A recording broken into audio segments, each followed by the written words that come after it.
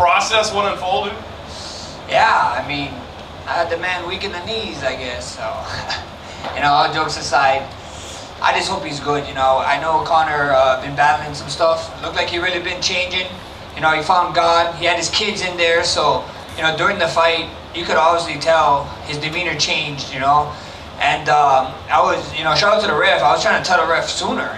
Like this guy's kids is front row. I don't want to see him take unnecessary damage. Trying to stop the fight, but this is how crazy Conor is. The first time he's on the ground, I was punching him. He's like, fight. I was like, okay. That's why I backed up. I said, stand up there. Let's fight. And then he fell back down, and then the fight was called.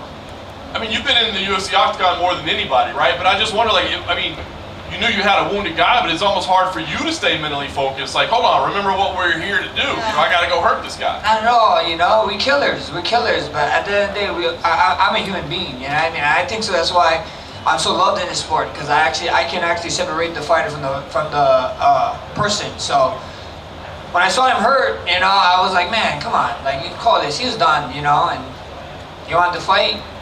Tried to stand up again, fell back down. I just hope him a speedy recovery. It's all love to him. The man, like I said, is trying to change his life around. So sending prayers his way.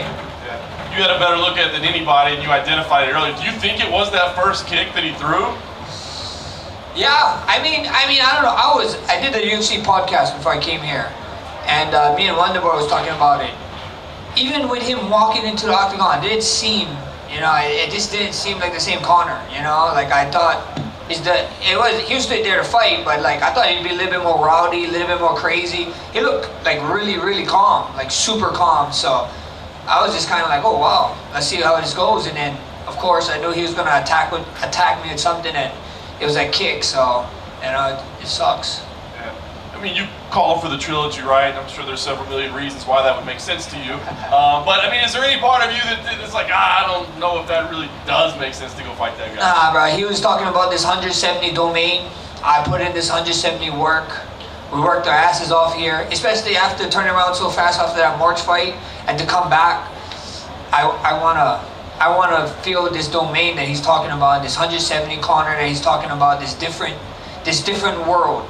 That's what I want. So I know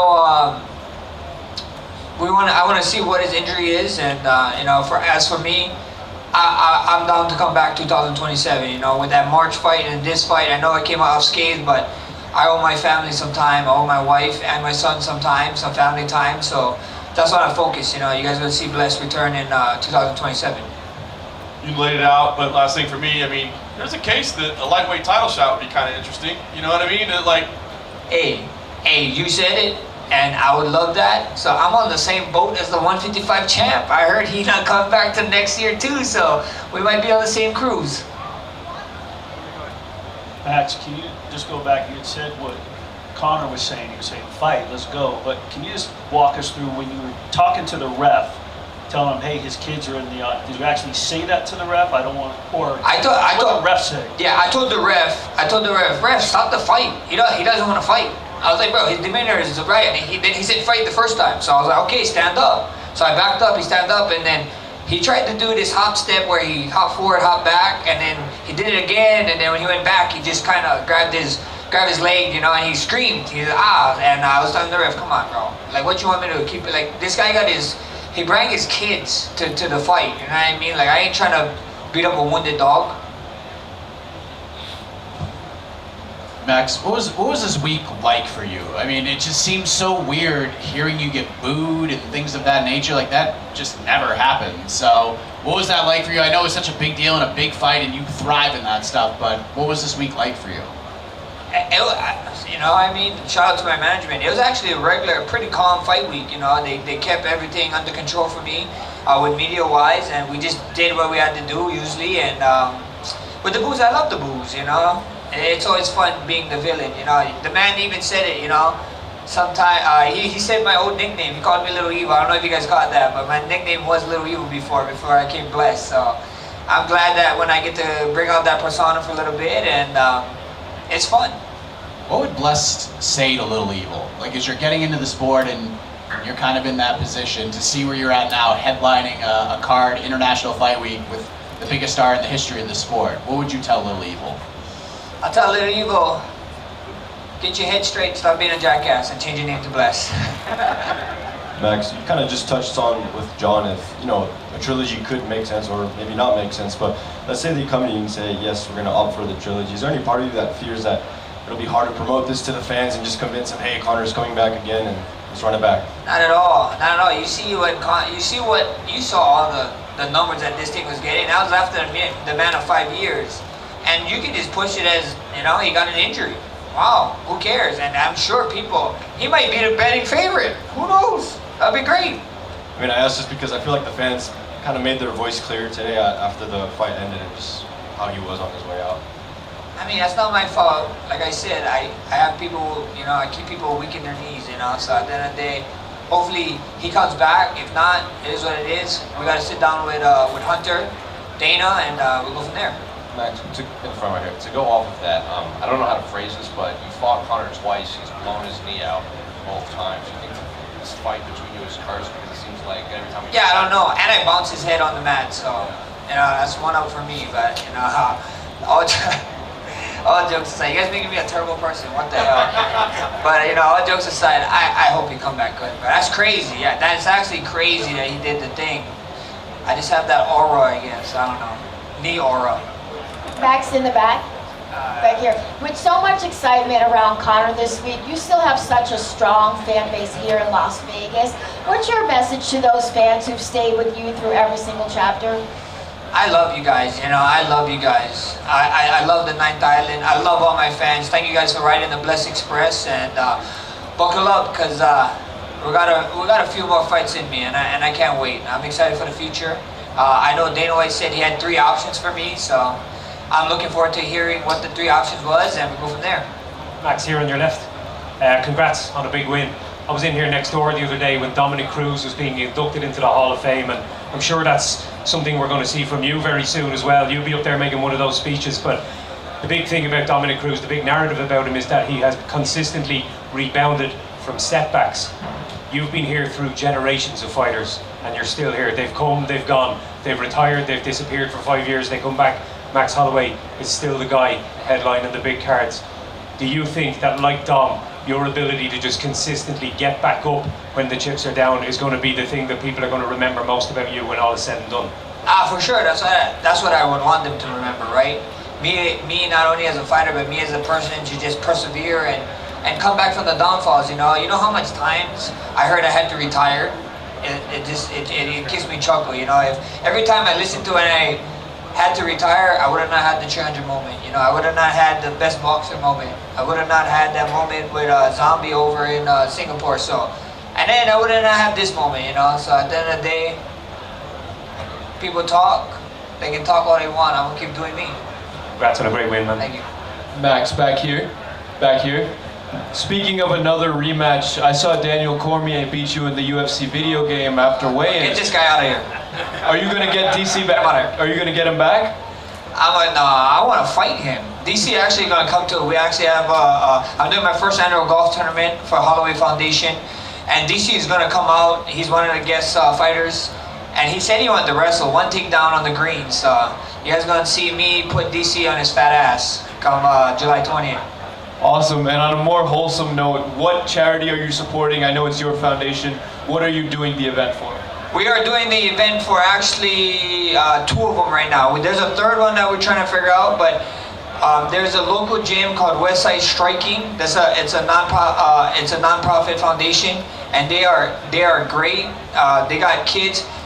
I want to support them so much because I'm telling you guys right now, it's from Waianae, where I'm from. That's where it is. One of my uncles actually helped coach the team, and one of my good friends, Kioi, he actually is the one that runs everything for them. So we're gonna donate a bunch of money for them because you guys are gonna hear one of those kids from that gym in the UFC or some other organization. But I'm just happy that I'm actually be able to give back to my community in that type of way, and especially fighters. These guys are fighters. These kids are animals, man. They got like multi-Golden Glove champions, Olympian champions, so I can't wait for that. And then, of course, the Boys and Girls Club, One Night Boys and Girls Club, we always help them out. They gave me a shot. They always took care of me when I was a kid growing up, so that's the 2 right now. We're working on a 3rd one right now, but right now, Westside Striking and One Night Boys and Girls Club. Hey Max, real quick over here in the back. Daniel Cormier has a bad habit of cheating on the UFC weigh-in show. Have you told the organizers to watch out to make sure he can't break the rules at the golf course? Bro, he can break all the rules he wants. I don't care. So he's not winning the grand prize at the end. I'm gonna make sure of that, because I get to pick who wins the grand prize, so he's not getting it 100%. So whoever's on his team, I'm sorry.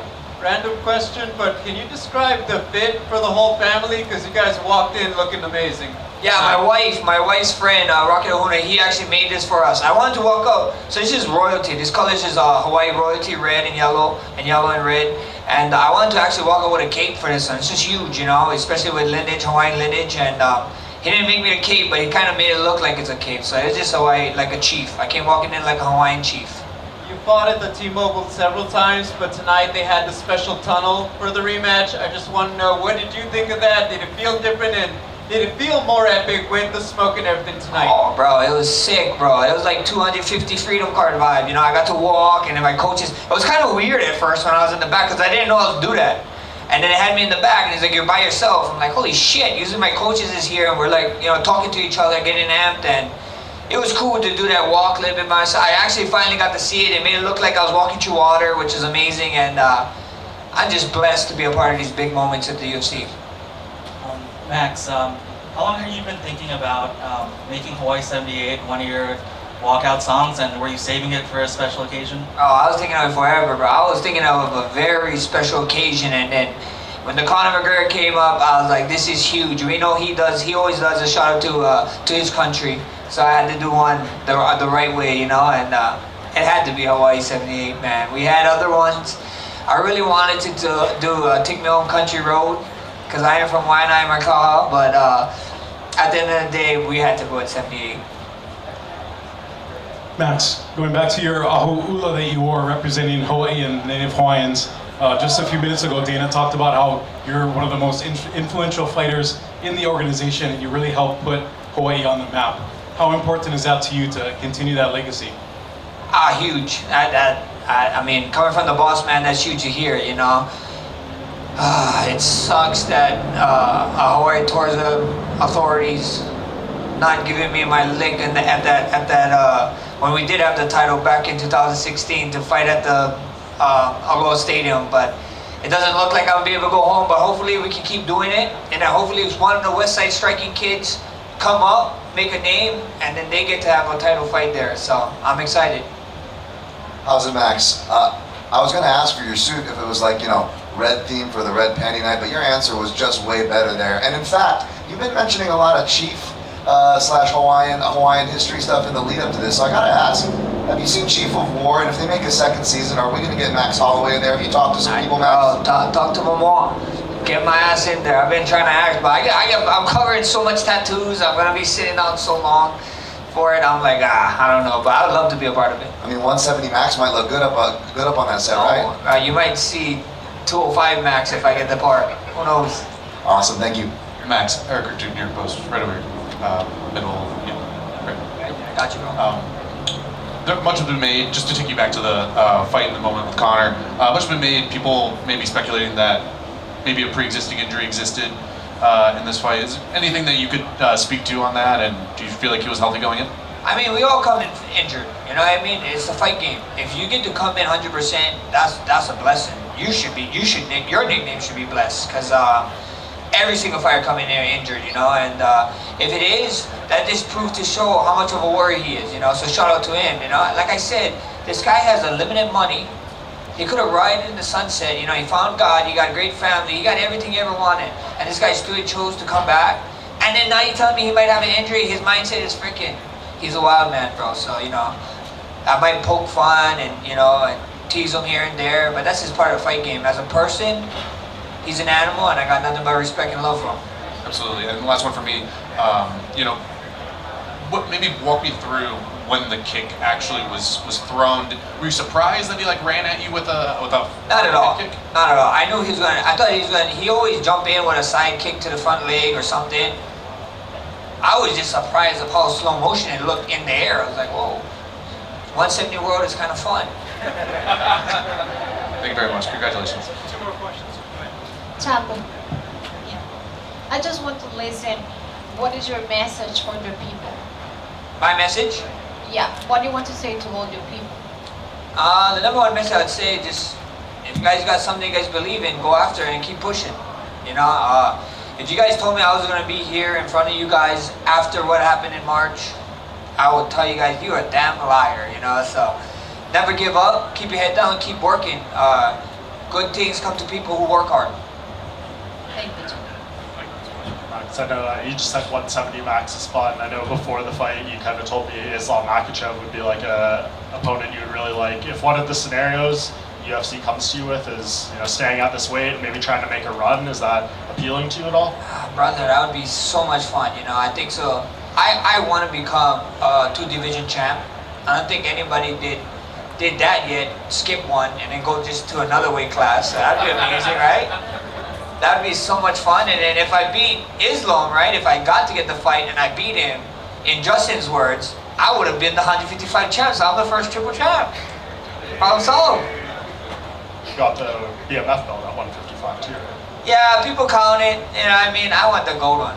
That silver, that platinum, whatever they make the belt. That belt is actually heavier than the undisputed title, which is kind of crazy. But whatever they make out of that belt, I want the gold one. So if it's at 155 or 170 or 185, who knows? What would be your mindset going into a rematch with Justin? Because obviously a moment that can't really be topped. I know you said you want to chase that 300 moment every time in there. Like, how would you go in there approaching a rematch?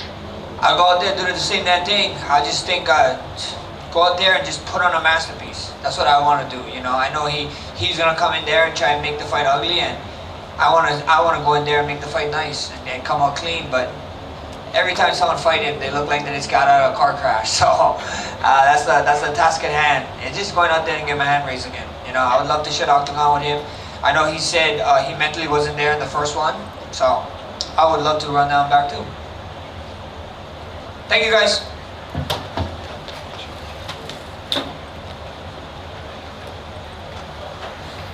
Hey, you gotta tell Drake I want my chips and the dip. Thank you, guys.